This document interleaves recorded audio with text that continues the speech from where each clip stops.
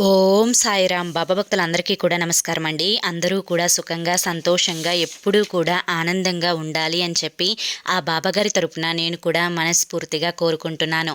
ఈరోజు బాబాగారు అందించే సందేశం ఏంటి అంటే కనుక, తల్లి 5 రూపాయల బిల్ల ఉందా, అయితే ఆగస్టు 16 ఈ చిన్న పని చేశావు అంటే 50 లక్షల రూపాయలు దూసుకు వస్తాయి తల్లి. నీ బాధలన్నీ తీరిపోతాయి. నీ సమస్యల నుంచి నువ్వు బయటపడి చాలా సంతోషంగా జీవితంలో అయితే నీ జీవితం ఇకపై మొదటి అడుగుతోటి ఆగస్టు 16 నుంచి ప్రారంభమయ్యేలా చేస్తాను. ఈ చిన్న పని చేసుకోమ్మా అని చెప్పి ఏదో ఒక తెలియని సందేశాన్ని ఈరోజు బాబాగారు మనకి అందించాలి అనుకుంటున్నారండి. మరి బాబాగారు అందించాలి అనుకుంటున్న ఏ సందేశమైనా కానీ అది మన భవిష్యత్తుకు పునాది అని చెప్పి మనందరికీ తెలిసిన విషయమే కదా. సందేశం వినే ముందు చాలామంది కూడా గురువుగారి గురించి అడుగుతున్నారండి. నేను చాలా వీడియోస్లో కూడా చెప్పాను. మా స్నేహితురాలు ఒక అమ్మాయి తన భర్త వల్ల ఎన్నో రకాల సమస్యలు, అంటే తన జీవితంలోకి ఒక మూడో వ్యక్తి రావడం వల్ల, తన భర్త ఆ అమ్మాయికి అలవాటు పడడం వల్ల ఈ అమ్మాయి ఆ అమ్మాయి నుంచి ఎలా తన భర్తని దూరం చేయాలి, తన భర్తను తన వైపుగా మంచిగా ఎలా మలుచుకోవాలి, ఇదంతా కూడా ఎన్నో రకాల ప్రయత్నాలు చేసి విఫలమైపోయిందనమాట. చివరికి ఏం చేయాలో అర్థం కాని పరిస్థితుల్లో తన జీవితం ఒక గందరగోళ స్థితిలో పడినప్పుడు వెంటనే మన ఛానల్లో ఈ నెంబర్ చూసి తను కాంటాక్ట్ అయిందండి గురువుగారు తన యొక్క సమస్యలన్నింటినీ కూడా పూర్తిగా తెలుసుకొని ఆ సమస్యలకు తగిన పూజలు చేసి పరిష్కారాన్ని అయితే చెప్పారంట. ఇప్పుడు తన భర్త మారి ఆ అమ్మాయిని వదిలేసి తన భార్యను చాలా ఇష్టంగా ప్రేమగా చూసుకుంటున్నారంట. నాకు చాలా సంతోషంగా అనిపించింది. ఆ అమ్మాయి మొన్న నాకు టెంపుల్లో కలిసి చెప్పింది. చాలా చాలా హ్యాపీగా అనిపించింది. అంతే కదా, మన వల్ల ఒకరి జీవితం ఆనందంగా ఉంటుంది అంటే నిజంగా అదృష్టం, ఆ యొక్క పుణ్యం అనేది మనకి దక్కుతుందన్నమాట.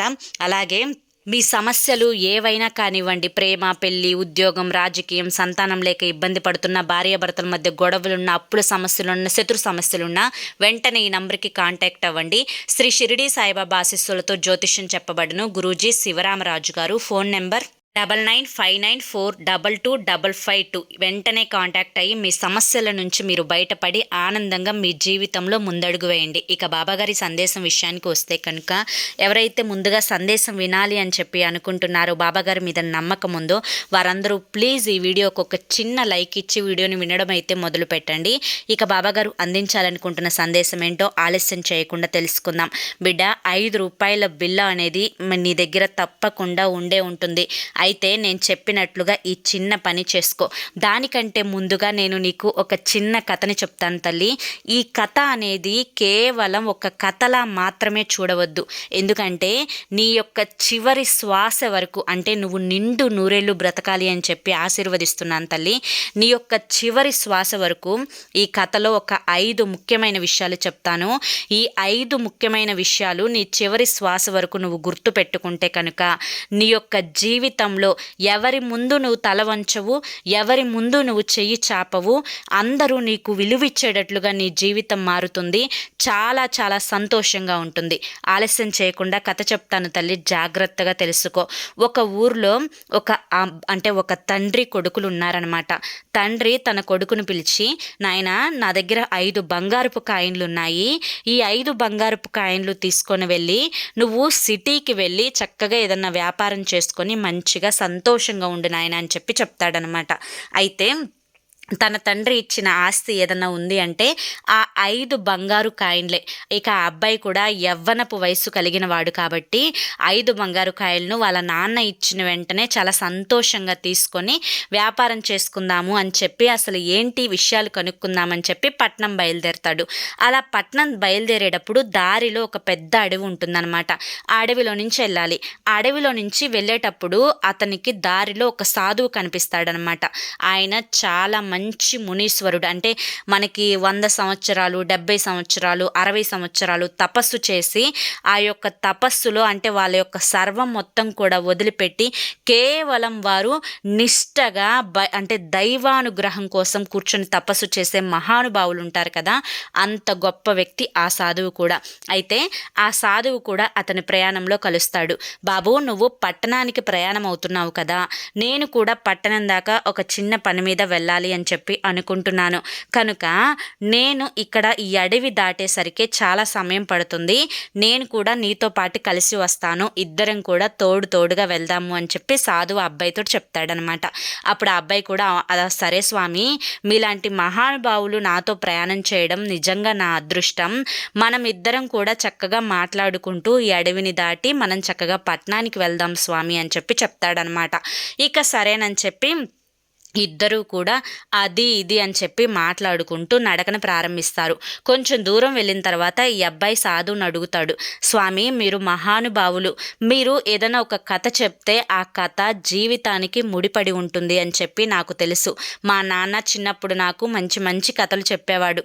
ఇప్పుడు మీలాంటి మహానుభావుల నోటి వెంట నేను కథని వినాలి అనుకుంటున్నాను స్వామి, దయచేసి నాకు ఒక కథని చెప్పండి స్వామి అని చెప్పి అంటాడనమాట. అంటే అప్పుడు ఆ స్వామి ఏమంటారు అంటే, నాయనా నేను నీకు కథని ఖచ్చితంగా చెప్తాను, కానీ ఊరికి నేను మాత్రం చెప్పను. నేను కథ చెప్పాలి అంటే నాకు కొంచెం ధనం అనేది నువ్వు ఇవ్వాలి అని చెప్పి చెప్తాడనమాట. అప్పుడు ఆ అబ్బాయి ముందు షాక్ అవుతాడు, అదేంటి స్వామి ధనం అడుగుతున్నారేంటి, సరే ఈ ఎంతటి మహాభాగ్యం నాకు మళ్ళీ జీవితంలో కలుగుతుందో లేదో, ఇంతటి మహానుభావుతుడితో నేను ప్రయాణం చేస్తున్నాను అంటే ఈయన నుంచి నేను ఏదైనా ఖచ్చితంగా నేర్చుకోవాలి.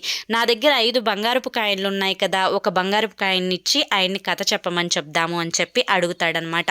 ఇక అనుకున్నట్లుగానే అతని దగ్గర ఉన్న ఒక బంగారపు కాయని తీసి స్వామికి ఇచ్చి, స్వామి చెప్పండి అని చెప్పి అనగా, నాయనా సిటీకి నువ్వు పని మీద వెళ్తున్నావు కదా, నువ్వు అక్కడికి వెళ్ళిన తర్వాత ఏ పనైనా కానీ చిన్నది పెద్దది, ఇది నాకు సరైనదా ఇది నాకు సరైనది కాదా, ఇటువంటివేవి కూడా ఆలోచించకుండా, ఎటువంటి గర్వం అనేది చూపించుకోకుండా చక్కగా నువ్వు ఏ పని దొరికితే ఆ పని, ప్రతిరోజు కూడా ఏ పని దొరికితే ఆ పని చేసుకుంటూ ముందుకు వెళ్ళిపో. ఎందుకంటే చాలామంది కూడా సిటీకి వెళ్ళి ఏదో ఒక గొప్ప ఉద్యోగం చేయాలి అని చెప్పి అనుకొని ఆ ఉద్యోగం దొరకక వారి దగ్గర ఉన్న ధనాన్ని మొత్తాన్ని కూడా పూర్తి చేసుకొని ఇవాల్టి రోజున చాలామంది ఖాళీగా వారి యొక్క జీవితంలో విలువైన సమయాన్ని వృధా చేసుకుంటున్నారు. అలా నువ్వు వృధా చేసుకోకుండా ఏ పని దొరికితే ఆ పని చెయ్యి అని చెప్పి ఆ స్వామి అబ్బాయికి చెప్తాడనమాట. తప్పకుండా స్వామి, మంచి ఉపదేశం ఇచ్చారు, మీకు అందుకు ధన్యవాదాలు, ఇక కథని మొదలు పెట్టండి అని చెప్పి అంటాడనమాట ఆ అబ్బాయి.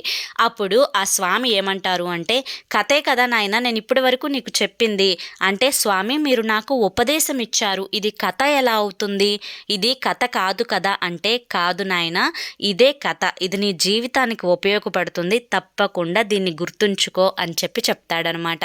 సరే, ఇక ఈ స్వామి నాకు ఎందుకు ఈ మాట చెప్పారో నాకైతే తెలియదు, కానీ ఖచ్చితంగా ఇది నాకు జీవితంలో ఉపయోగపడుతుంది అని చెప్పి ఆశిస్తున్నాను అని చెప్పి మనసులో అనుకొని తన దగ్గర ఉన్న 2వ బంగారపు కాయన్ని తీసి స్వామికి ఇచ్చి, స్వామి ఇప్పటి వరకు మీరు కథ చెప్పాను అన్నారు, సరే నాకు ఇంకొక కథ కావాలి, ఈ కాయిన్ని కూడా తీసుకొని మీరు నాకు కథ చెప్పండి అని చెప్పి అడుగుతాడనమాట.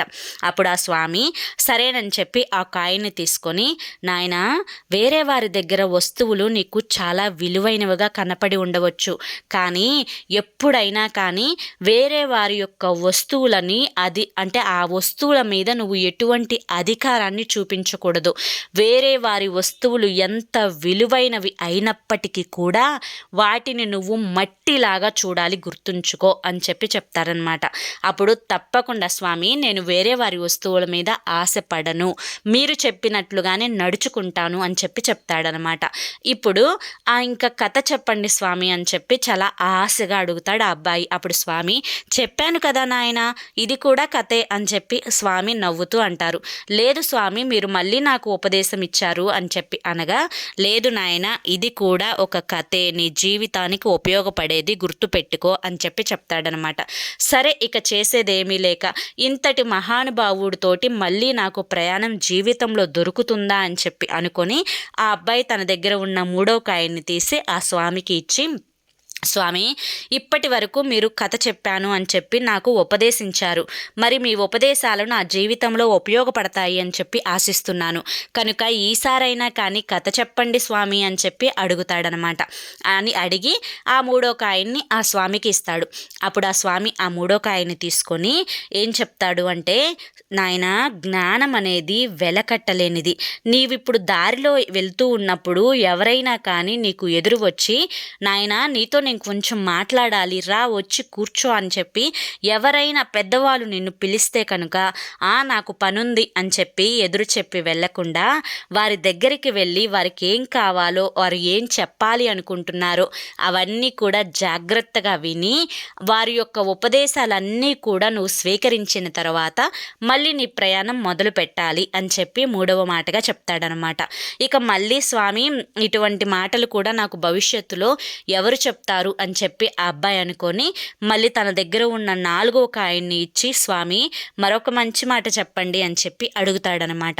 అప్పుడు ఆ స్వామి అతనికి ఏం చెప్తాడు అంటే 4వ మాటగా, నాయన దుష్ట బుద్ధి గల ఆడవారు ఎవరైతే ఉంటారో ఆ దుష్ట బుద్ధి గల ఆడవారిని మాత్రం ఎప్పుడు కూడా నువ్వు నమ్మకూడదు. గుర్తుంచుకో, మంచి వారి గురించి కాదు, దుష్ట బుద్ధి ఉన్న ఆడవాళ్ళని మాత్రం ఎప్పుడూ కూడా నువ్వు నమ్మకూడదు అని చెప్పి చెప్తాడనమాట.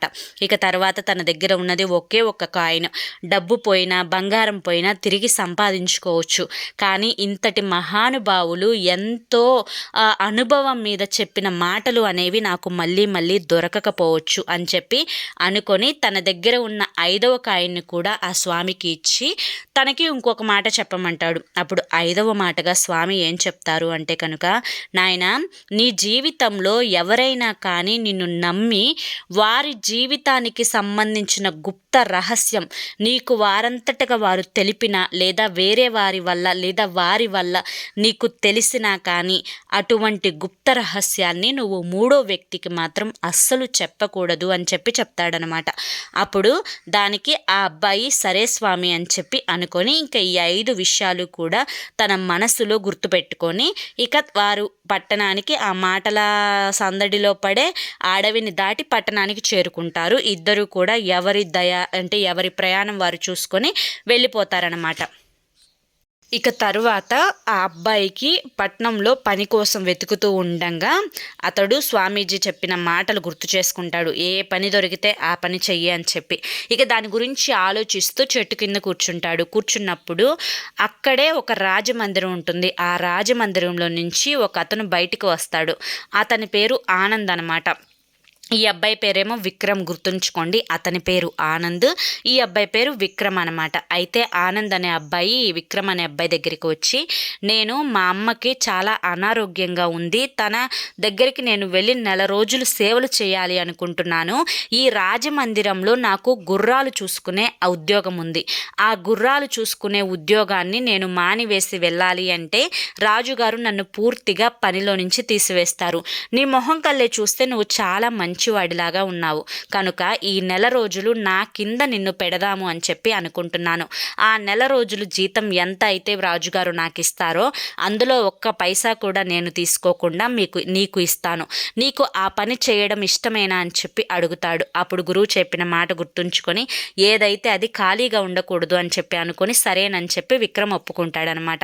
ఇక ఆ విక్రమ్ని ఆనంద్ రాజు దగ్గరికి తీసుకువెళ్ళి జరిగిందంతా కూడా చెప్తాడు. నేను మా అమ్మ దగ్గరికి వెళ్తున్నాను, నా కింద నా స్నేహితుడు ఇతను చాలా నమ్మకమైన వాడు విక్రమ్ అనే అబ్బాయి, ఈ అబ్బాయిని ఉంచి వెళ్తున్నాను, నా కింద గుర్రాలను ఇతనే చూసుకుంటాడు అని చెప్పి చెప్పగా అప్పుడు రాజు ఈ మాట చెప్తాడు. నువ్వు మీ అమ్మని చూసుకోవడానికి వెళ్తున్నాను అన్నావు, నాకు గుర్రాలంటే చాలా ఇష్టము, నీకు అప్పగించిన 10 గుర్రాలు ఇకపై తను చూసుకుంటాడు కాబట్టి ఆ 10 గుర్రాలకు ఏదన్నా తేడా వస్తే మాత్రం నిన్నే నేను దండిస్తాను అని చెప్పి రాజు చెప్తాడు. అటువంటిదేమీ రాదు, సరే మీరు అప్పుడు నాకు ఏ శిక్ష వేసినా ఓకే అని చెప్పి ఆనంద్ అయితే వెళ్ళిపోతాడనమాట, విక్రమ్కి తన యొక్క 10 గుర్రాలను చూపించి. ఇక విక్రము తనకు అప్పచెప్పిన ఆ 10 గుర్రాలను చాలా జాగ్రత్తగా చూసుకుందాము అని చెప్పి ఇంకా ఆ గుర్రపు శాలలోకి వెళ్తాడు. గుర్రపు శాలలో కొన్ని 100 గుర్రాలు ఉంటాయి. చాలామంది పనివారు ఉంటారు. ఒక్కొక్కరికి 10 గుర్రాలు, వాటి అంటే ఆ 10 గుర్రాల మంచి చెడులు అంటే వాటికి పొద్దున్నే తిండి పెట్టడం, దానా వేయడం, ఇంకా వాటికి స్నానాలు చేపించడం, వాటికి చక్కగా పక్కలాగా మంచిగా గడ్డిని పరచడం, ఇవన్నీ కూడా చేస్తూ ఉంటారనమాట. అయితే ఇక తరువాత ఆ యొక్క 10 గుర్రాలు ఇతని బాధ్యత కాబట్టి ఆ యొక్క గుర్రాలకు తినిపించడానికి ఉలవలు, జొన్నలు, సజ్జలు వీటన్నింటినీ కూడా దానాగా బస్తాలు అక్కడ ఉంటాయన్నమాట. ఉంటాడనమాట. ఇక ఇతను నీళ్లు పెట్టి చక్కగా మంచిగా వాటికి ధాన్యం అనేది తినిపిస్తూ ఉంటాడు. ఇక పక్కన వారిని చూస్తే పక్కని వారు చాలా మద్యాన్ని సేవిస్తూ ఉంటారు, గుర్రాలకి మాత్రం తిండిని పెట్టరు. అతను వెళ్ళి వీళ్ళకి చెప్తాడనమాట. ఏమనంటే, గుర్రాలు చాలా ఆకలిగా ఉన్నాయి, మీరు చూస్తే ఇలా మద్యం తాగుతూ ఉన్నారు, గుర్రాలకి దానా పెట్టండి లేచి అని చెప్తే వారేం చెప్తారు అంటే, ఆ మిగతా పనివారు, మేము గుర్రాలకి దానా ఎప్పుడో పెట్టాము, రాజుగారు బస్తాలు బస్తాలు ధాన్యాన్ని ఇస్తారు గుర్రాలకు పెట్టమని, అందులో సగం మేము గుర్రాలకు పెట్టి మిగతా సగం అమ్ముకొని ఆ వచ్చిన డబ్బుతో మద్యాన్ని మేము సేవిస్తూ ఉంటాము, మేము ఈ విధంగా చేస్తూ ఉంటాము, నువ్వు కూడా అలాగే చేసి బాగా డబ్బులు వెనక వేసుకో అని చెప్తారనమాట. ఇక వారు చెప్పిన మాటలకి ఈ అబ్బాయి కూడా కొంచెం, ఆ విక్రమ్ అనే అబ్బాయి కూడా కొంచెం ఆశ కలుగుతుంది. నేనెటు ఇక్కడ నెల రోజులే కదా ఉండేది, ఈ నెల రోజులు ఈ పని చేసి నేను కూడా డబ్బుని వెనక వేసుకుంటాను, చాలా ధనం వస్తుంది, జీతంతో పాటు నాకు పై డబ్బులు కూడా వస్తాయి అని చెప్పి ఆశపడతాడనమాట.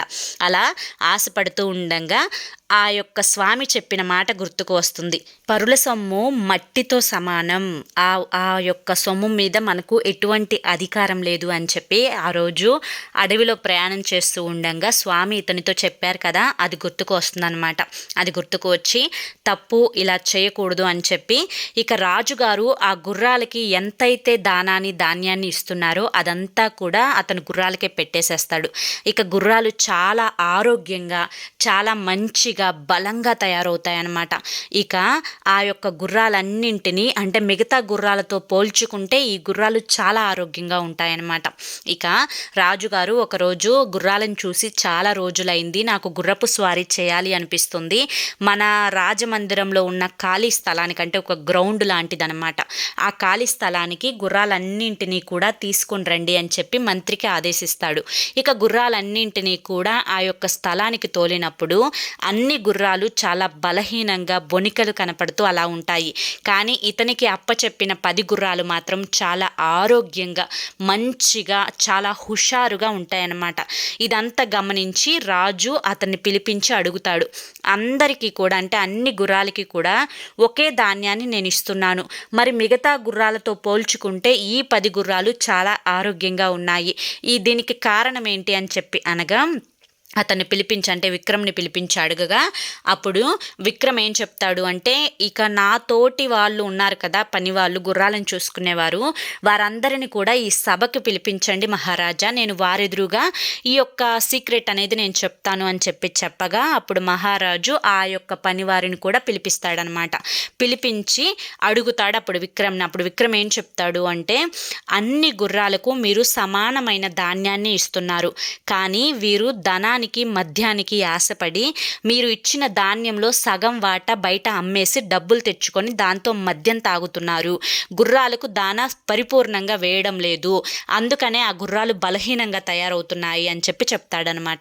అప్పుడు ఇతను నిజాయితీకి మెచ్చి వారికి ఇటువంటి చెడ్డ పనులు, మద్యం సేవించడం, ధాన్యాన్ని అమ్మడం, ఇటువంటివన్నీ ఏవి చేయకుండా ఉండాలి అంటే వీరందరి మీద పై అధికారిగా ఇతన్ని నియమించాలి అని చెప్పి రాజు అనుకొని, నేను నీకు మంచి ఉద్యోగాన్ని ఇక్కడ ఇస్తున్నాను, నీవు ఆనంద్ కింద పనివాడిగా వచ్చావు, కానీ ఇప్పుడు ఆనంద్ పై అధికారిగా కూడా నేను నియమిస్తున్నాను, ఇప్పుడు ఈ గుర్రాలను చూసుకునే పనివారు ఎవరైతే ఉన్నారో వారందరికీ కూడా నిన్ను హెడ్గా నియమిస్తున్నాను, నెలకి నీకు 500 బంగారపు కాయిన్లు ఇస్తాను, నీవు గుర్రాలకు వారు సరిగ్గా ఆహారాన్ని అంతా పెడుతున్నారా లేదా, వారి యొక్క పనిని చక్కగా చేస్తున్నారా లేదా, ఇది ఒక్కటి నువ్వు గమనించాలి అని చెప్తాడనమాట.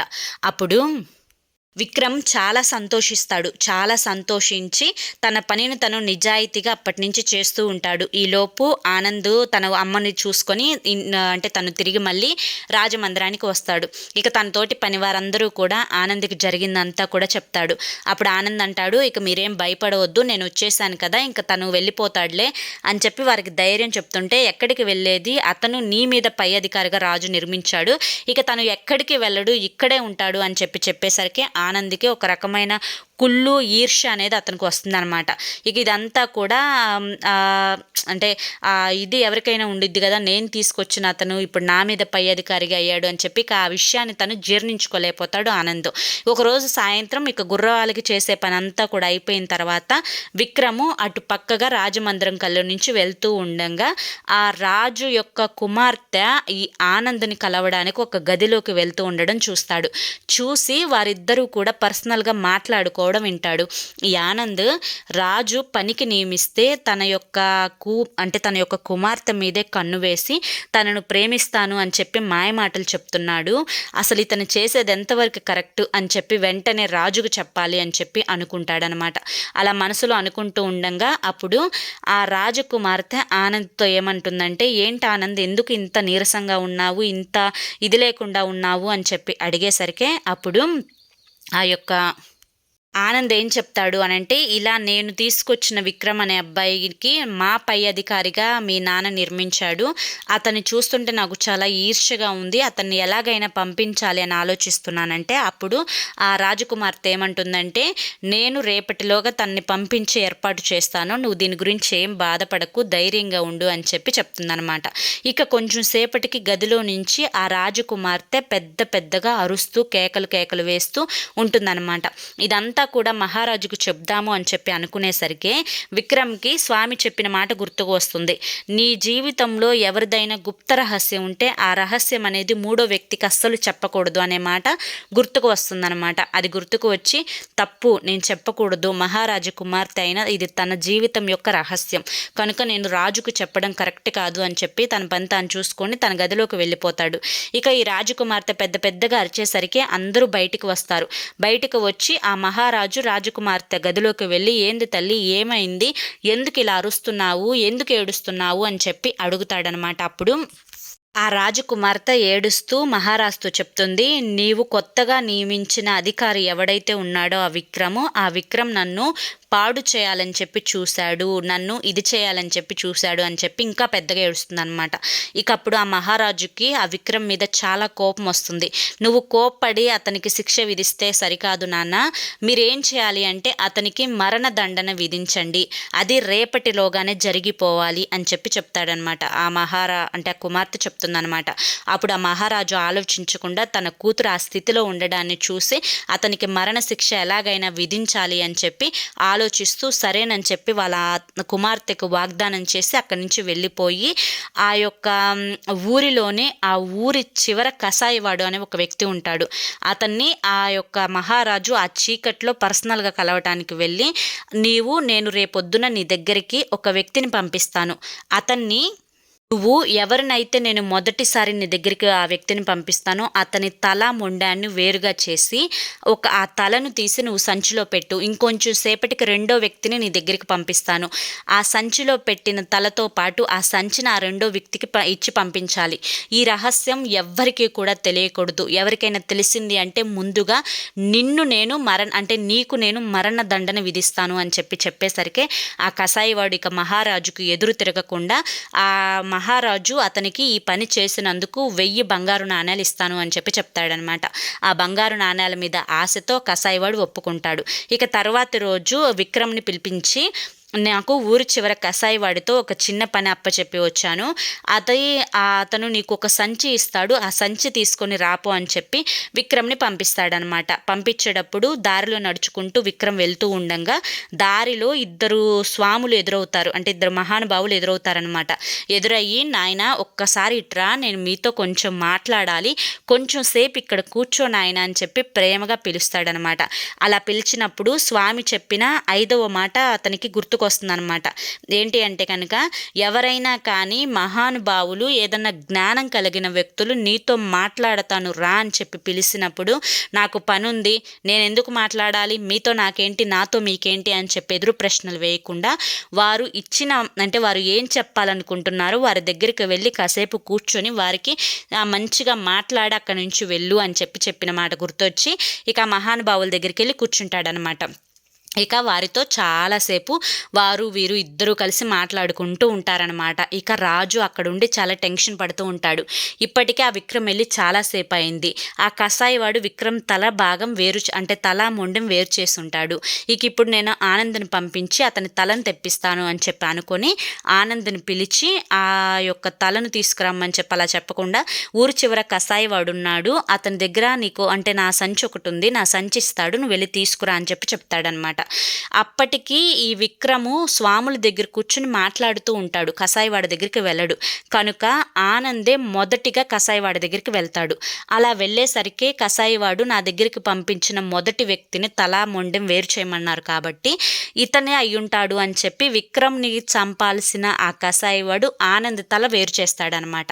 వేరు చేసి సంచిలో అతని తలని పెడతాడు. ఇక పెట్టిన తర్వాత కొంచెం సేపటికి విక్రమ్ ఆ స్వాములతో మాట్లాడి వారి దగ్గర ఆశీర్వచనం తీసుకొని అక్కడి నుంచి ఆ యొక్క కసాయివాడి దగ్గరికి వెళ్తాడు. వెళ్ళి నీకు రాజు ఏదో సంచి ఇవ్వమని చెప్పారంట కదా, ఆ సంచి ఇస్తే తీసుకొని వెళ్తాను అని చెప్పగా ఆ ఆనంద్ తల సంచిలో పెట్టి కసాయివాడు ఇస్తాడనమాట. తీసుకొని ఆ మహారాజు దగ్గరికి వెళ్ళి ఇవ్వగా ఆ మహారాజు ఆ సంచిలో నుంచి తల బయటికి తీసేసరికి అది ఆనంద్ తల అవుతుందన్నమాట. అది చూసి మహారాజు షాక్ అవుతాడు. ఇక అది చూసిన ఆ రాజకుమార్తె కూడా ఏడ్చుకుంటూ వచ్చి, అయ్యో నా ప్రియుడినే ఎందుకు చంపించావు నాన్న, నేను చంపించమంది విక్రమ్ని కదా, నువ్వు ఆనంద్ని ఎందుకు చంపించావు, నేను ఇతన్నే నమ్ముకొని బ్రతుకుతున్నాను, ఇతను లేనిది నేను జీవించలేను, ఇతన్ని నేను ప్రాణంగా ప్రేమించాను అని చెప్పి చెప్తుంది అనమాట. ఇక చెప్పేసరికి ఆ మహారాజు షాక్ అవుతాడు. షాక్ అయ్యి అసలు ఏం జరిగింది అని చెప్పి కత్తిని తీసి తన కూతురి కంఠం మీద పెట్టి జరిగిందంతా కూడా చెప్పించుకుంటాడనమాట. చెప్పించుకున్న తర్వాత ఆ యొక్క మహారాజు చాలా బాధపడుతూ విక్రమ్ని క్షమాపణ అడుగుతాడనమాట. అప్పుడు స్వామి చెప్పిన 5వ మాట గుర్తొస్తుంది. ఏంటి అంటే కనుక దుష్ట బుద్ధి గల ఆడవారిని నమ్మకూడదు అని చెప్పి. ఎందుకంటే ఆ అమ్మాయి ఆ యొక్క దుష్ట బుద్ధి కలిగి ఉండడం వల్ల ఒక ప్రాణాన్ని, ఒక మంచి అబ్బాయిని హతమార్చాలని చెప్పి చూసింది. అంటే అంతటి దుష్ట బుద్ధి గల ఆడవారిని నమ్మకూడదు అని చెప్పే మాట అతనికి గుర్తుకొస్తుంది అనమాట. ఇక ఇదంతా కూడా తన జీవితంలో స్వామి చెప్పిన మాటల్ని ఆచరించబట్టే తన ప్రాణాలు కూడా నిలబడ్డాయి అని చెప్పి విక్రమ్ అనుకుంటాడు. ఇక ఆ మహారాజు తను చేసిన తప్పుని ఎలాగైనా కానీ సరిదిద్దుకోవాలి అని చెప్పి కూతురు కూడా ఆ యొక్క హత్యను చూడంగానే, అంటే తన ప్రేమించిన అబ్బాయి చనిపోయేసరికి అది తట్టుకోలేక కూతురు కూడా అక్కడున్న కత్తిని తీసుకొని పొడుచుకొని చచ్చిపోతుంది అనమాట. తన కూతురి మరణాన్ని భరించలేని ఆ తండ్రి, ఇక నేను రాజుగా పనికిరాను, ఒక మంచి అమాయకుడైన వ్యక్తిని చంపాలి అనుకున్నాను, నా కూతురి ప్రేమకు బానిసైపోయాను, నాకు రాజుగా ఉండే అర్హత లేదు అని చెప్పి అనుకొని ఈ యొక్క విక్రమ్ని మహారాజుగా నియమిస్తాడనమాట. ఈ మహారాజుగా అయిన తర్వాత నాకు ఇంతటి మంచి అదృష్టం కలిగింది కేవలం ఆ స్వామి వల్లే, ఆ స్వామిని ఎలాగైనా కలిసినప్పుడు ఈ మాట అడగాలి, ఇంతటి జ్ఞానం ఉన్న మహానుభావుడు నా దగ్గర 5 బంగారు కాయిన్లు ఎందుకు తీసుకొని ఇవన్నీ నాకు చెప్పాడు అని చెప్పి అతనికి అనుమానం వచ్చి అది కూడా తీర్చుకుందాము అని చెప్పి స్వామి దగ్గరికి బయలుదేరి జరిగినవన్నీ కూడా చెప్తాడు. తను రాజు అయిన విషయం కూడా చెప్తాడు. ఆ స్వామి ఆశీర్వాదాలు తీసుకుంటాడు. ఇక 5 బంగారు కాయిన్ల గురించి అడుగుతాడు. మీరు ఇంతటి జ్ఞానం ఉన్నవాళ్ళు, మీకు అసలు డబ్బే అవసరం లేదు, మీరు అడవుల్లో ధ్యానం చేసుకుంటూ బ్రతుకుతారు, అటువంటిది మీరు 5 బంగారు కాయిన్లు తీసుకునే నాకు ఇవెందుకు ఉపదేశించారు అని చెప్పి అడగగా, నాయనా, మనిషి జన్మెత్తిన తర్వాత డబ్బు మీద, బంగారం మీద ప్రతి మనిషికి వ్యామోహం ఉండడం సహజం. డబ్బుతో కొన్న వస్తువుకి చాలా విలువ ఉంటుంది, అదేవిధంగా డబ్బుతో కొన్న మాటలకి కూడా చాలా విలువ ఉంటుంది. నేను ఈ 5 కాయిన్లు, బంగారపు కాయిన్లు తీసుకొని నేను మీకు ఈ మాట చెప్పబట్టే నువ్వు ఈ మాటల్ని జాగ్రత్తగా గుర్తుంచుకున్నావు. అదే ఎటువంటి ధనం లేకుండా ఊరికే చెప్పే మాటలైతే నువ్వు గుర్తుంచుకునేవాడివే కాదు, అందుకని నేను తీసుకున్నాను అని చెప్పి చెప్పగా, అవునా స్వామి అని చెప్పి నమస్కరించి అక్కడి నుంచి వెళ్ళిపోతాడనమాట. తల్లి, నీకు కూడా ఈ 5 విషయాలు గుర్తుంచుకున్నావు కదూ, ఈ 5 విషయాలు అనేవి నీ జీవితంలో నీ ఎదుగుదలకు, ఆ విక్రమ్ అనే వ్యక్తి ఎదుగుదలకు ఎంతగా ఉపయోగపడ్డాయో నీకు కూడా అంతగానే ఉపయోగపడతాయి. కనుక ఈ 5 విషయాలు నువ్వు ఎప్పటికీ కూడా మర్చిపోవద్దు తల్లి. ఇక ₹5 బిళ్ళతో ఆగస్టు 16 వరలక్ష్మి వ్రతం రోజు, 2వ శ్రావణ శుక్రవారం రోజు నేను చెప్పినట్లుగా ఈ చిన్న పని చేసుకుంటే 50 లక్షల ధనం అనేది నీకు వస్తుంది తల్లి. నువ్వు ₹5 బిళ్ళ ఒకటిని తీసుకొని ఇప్పుడు నీకు స్క్రీన్ మీద కనిపిస్తున్న ఈ యొక్క మంత్రాన్ని నువ్వు 5 సార్లు అమ్మవారి పూజ చేసుకునేటప్పుడు చెప్పుకొని నీ యొక్క కోరికను నువ్వు సంకల్పం చేసుకొని పూజని విరమించుకో తల్లి. వరలక్ష్మి తల్లి అంటే వరాలు ఇచ్చే మహాలక్ష్మి. ఈ వరలక్ష్మీదేవి ప్రతి ఒక్క మహిళకు కూడా తనకి పసుపు కుంకుమని ఇస్తుంది, సౌభాగ్యాన్ని ఇస్తుంది, ధనాన్ని ఇస్తుంది, ఆరోగ్యాన్ని ఇస్తుంది. తన భర్త చేసే పనిలో తనకి మంచిగా ఎక్కువ వ్యాపారం అనేది, ఎక్కువ ధనం అనేది కలిసి వచ్చేటట్లుగా చూస్తుంది. భర్త ఆరోగ్యాన్ని మంచిగా చూస్తుంది. కుటుంబం అంతా సంతోషంగా ఉండడానికి వరలక్ష్మీదేవి రోజు అంటే వరలక్ష్మి వ్రతం చేసుకునే ప్రతి ఒక్క మహిళ కూడా ఈ యొక్క మంత్రాన్ని ₹5 బిళ్ళను చేతిలో పెట్టుకొని ఈ యొక్క మంత్రాన్ని కనుక 5 సార్లు పఠించి వారి యొక్క సంకల్పాన్ని చెప్పుకున్నట్లయితే కనుక ఏదైతే సంకల్పించుకుంటున్నారో ఆ యొక్క సంకల్పం అనేది 24 గంటల్లో తీరిపోతుంది. తర్వాత ₹5 బిళ్ళను మీరు ఎలాగైనా కూడా మీ యొక్క ఖర్చులతో వాడుకోవచ్చు తల్లి. వరలక్ష్మి వ్రతం చేసుకున్నా చేసుకోకపోయినా నార్మల్గా ఒక దీపం పెట్టుకున్నా కానీ ఈ యొక్క మంత్రాన్ని పఠించడం మాత్రం అస్సలు మర్చిపోవద్దమ్మా. ఎందుకంటే వరాలు ఇచ్చే తల్లి వరలక్ష్మీదేవి. సంవత్సరానికి ఒక్కసారి వచ్చే శ్రావణ మాసంలో వరలక్ష్మి వ్రతం రోజు అంటే 2వ శ్రావణ శుక్రవారం రోజు ఈ మంత్రాన్ని పఠించిన వారికి అష్ట ఐశ్వర్యాలు, సర్వ సంపదలు కలుగుతాయి. తప్పకుండా గుర్తుంచుకోమ్మా అని చెప్పి ఈరోజు బాబాగారు మనకి చాలా చక్కటి సందేశాన్ని అందించారండి. మరి బాబాగారు అందించిన ఈ సందేశం మీ అందరికీ కూడా నచ్చింది అనుకుంటున్నాను. నచ్చింది అనిపిస్తే చూసి వెళ్ళే వాళ్ళు తప్పకుండా ఒక చిన్న లైక్ ఇవ్వండి. మొదటిసారి సాయి పిలుపు ఛానల్లోకి వచ్చినట్లయితే కనుక సబ్స్క్రైబ్ చేసుకుని సపోర్ట్ చేయండి. మరి రేపు మరొక మంచి సందేశంతో తప్పకుండా కలుసుకుందాం. అంతవరకు కూడా బాబా ఆశీస్సులు మీపై ఉండాలి అని చెప్పి మనస్ఫూర్తిగా కోరుకుంటూ సర్వేజన సుఖినో భవంతు. ఓం సాయిరామ్.